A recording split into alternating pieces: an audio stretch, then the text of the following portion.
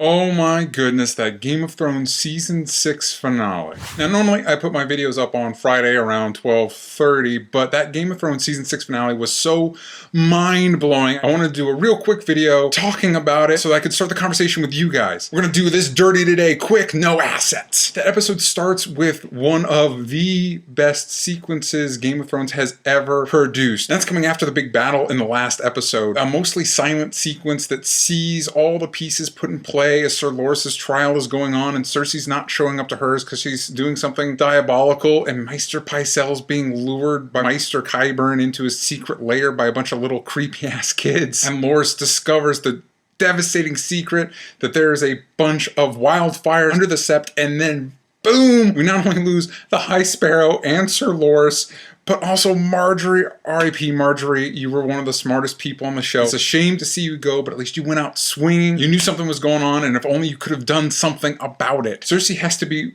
one of the dumbest and most short-sighted characters on the show, and I love it. It makes her a great antagonist because you understand where she's come from. You understand all the hurt and resentment and pain she's had to deal with that has led her here, while simultaneously still hating her guts. And that's what makes a really compelling villain. And at this point, she is the villain of the show. Yeah, Littlefinger is around the peripheries. Right now, he's sworn to Sansa his crazy goal to marry her and be on the throne. And so we're focused on Cersei. Cersei's stupid short-sightedness with the sept results in its first unforeseen casualty, with Tommen jumping out a window in another beautiful sequence that is tragic and heartbreaking, but we knew was coming because of the prophecy of her 3 kids being buried. And it's almost like Cersei doesn't care at this point. In her black armor-like dress, she's now the once and future queen until Dany shows up. We're setting up the big confrontation of Season 7, which will probably be Dany versus Cersei, because now Dany's finally leaving Marine. As Tyrion says in a very gratifying moment, she has the ship, she has the Dothraki, she has her dragons. It's finally happening. Thank God it is finally happening. That's one of the things I really liked about this episode, is it understands what it's doing. It understands what it's paying off. You really, as an audience member that's been around for 6 seasons, you feel the payoff. You have that moment in Winterfell where Sansa tells Jon that the White Raven has arrived, winter is here, and they both laugh because they, like us, have been hearing them say it for 6 seasons. Winter's coming, it's the word of the Starks. What else did this episode pay off? Well, staying in Winterfell, the Lords of the North swear their allegiance to Jon in a cheer-worthy moment as Lady Mormont, the biggest badass in the smallest package, tells the men what's what and why they should follow Jon. Sansa at his side, Littlefinger's still doing his scheming, and he gives his most honest moment in the show ever, where he straight up tells Sansa his goal is to see himself on the Iron Throne. What a crazy bastard you are, Littlefinger. I was so glad Sansa rebuffed his kiss. I hope she has a strategy going on how to keep him in check, because as Sansa notes, Littlefinger has no problem changing allegiances. We got a scene with Jaime and Lord Frey that basically exists to emphasize what a big bastard Lord Frey is, and give us the satisfaction of seeing Arya kill him using her crazy faceless man skills to do the deed. Now, this was my only sticking point with the episode, because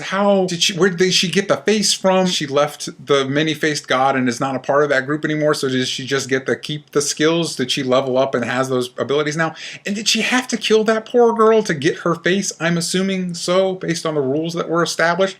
But that seems like a bummer and a kind of a bitter victory then, because that girl didn't look like she was doing anything wrong. That set aside, it was still very gratifying to see Lord Frey killed. Not only killed, but he had to eat his kids, and that gross toe in the pie. It was deserved, but it was gross. Sam finally makes it to Maester Training School, and we get a beautiful shot of seeing all the White Ravens leaving the tower without really knowing what it means until later when we're back in Winterfell. But it takes on an extra layer of grandeur once you find out that those are all the White Ravens going to tell the rest of the world that winter is coming. And how dope did that library look? I hope there's a Maester whose job is only to copy each one of those books and put them in another location for safekeeping. We get Olenna Tyrell being her badass self back in Dorne, not giving a crap what the names of the Sand Snakes are, because who gives a crap what names the Sand Snakes have? It was tough to hear her talk about how much she has lost and how it has made her even edgier with her interactions with Dorne. This is another example of a cool cheer-worthy moment that has enough ambiguity to it that it still feels like Game of Thrones, because not only do you see the Sand Snakes and the House Tyrell with the help of Varys talking about joining Dany, which is great, but screw the Sand Snakes, they're jerks and I don't like them. And then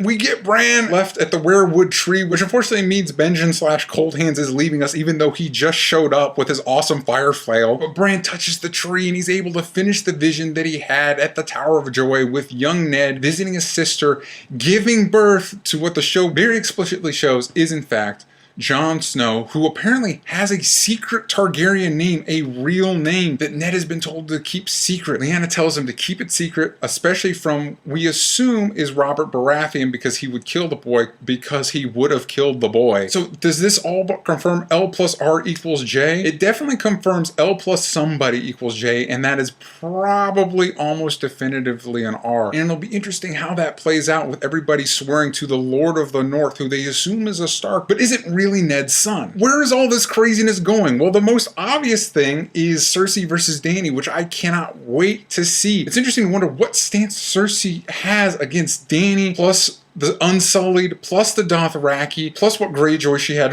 plus the dragons, plus Dorne, plus the Tyrells. Cersei's alienated every ally she's ever had. Even Jaime looks creeped out when he finally arrives back in King's Landing. I'm assuming it's going to take a couple episodes for Dany to reach Westeros, held up by Euron and whatever his goals are to marry the queen, although Euron might join up with Cersei. That would make a lot of sense. Meanwhile, we'll probably still be with Jon as he tries to consolidate the North against the White Walkers. I am assuming it'll take a couple episodes for Bran to get through the wall and end up with Jon, but we're definitely heading there. And unfortunately, as much as I'd like to see Arya just meet up with her siblings, I'm assuming she's going to be jumping around Westeros, murdering people on her list, which is cool, but I want to see the Starks reconnect back at Winterfell. This is probably all building towards what could be a confrontation between Jon and Dany, but I doubt it, because Dany, with Tyrion and Varys especially, is wise enough to want to deal with the threat of the White Walkers and not deal with the petty bullshit of Game of Thrones. We hope. Speaking of the White Walkers, all that wildfire would have been great against the White Walkers, and now it's gone. So those are my predictions. Please, in the comments down below, let me know what your thoughts are. I'd love to keep this discussion going. I'm looking at dropping a video exclusively to my Facebook page at DJ Talks Trash. That is my pull list. You guys have been asking for a pull list. I'm going to drop one of those on my Facebook page on Wednesday. And I try to do videos every Friday. Please stay tuned to this channel every Friday. Oh, and Sam Basher and I just dropped the first episode of our new podcast, Only Stupid Answers. That's on SoundCloud. Look us up on Only Stupid Answers, or you can follow us on Twitter at Only Stupid Answers, and we should be on iTunes shortly. Thank you for joining me on this impromptu video. I hope you dug it.